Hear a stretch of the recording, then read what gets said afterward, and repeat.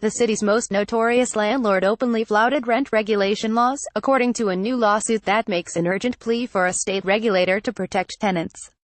Landlord Steve Croman, who agreed to pay $8 million in restitution for systematically ripping off tenants and is serving 1 year behind bars, should be further scrutinized for flouting rent stabilization laws, according to the Housing Rights Initiative.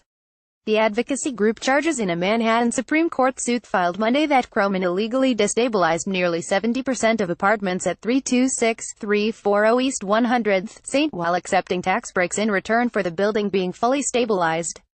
Croman illegally deregulated one apartment and hiked the rent to $3,745 from $1,211, papers allege.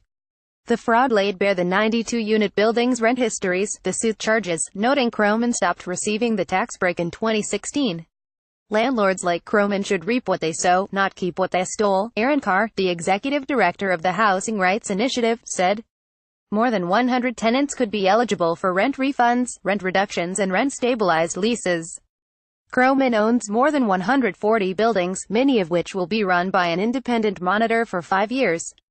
He is behind bars for tax and mortgage fraud. We have not seen a copy of the lawsuit, however. We disagree with the allegations, a spokeswoman for Croman's 9300 Realty said.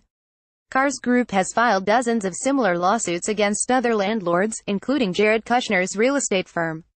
It called on Gov. Cuomo and the state's Homes and Community Renewal Agency to quickly crack down on Croman. None of the class actions that we have orchestrated to date provide a clearer picture of just how broken the state housing enforcement agency is than today's class action, said Carr. A Homes and Community Renewal spokeswoman said that audits of Croman's portfolio were underway. The agency played a critical role in State Attorney General Eric Schneiderman's criminal and civil cases against the landlord. New York State has zero tolerance for landlords who harass, intimidate, or unlawfully overcharge tenants, the spokeswoman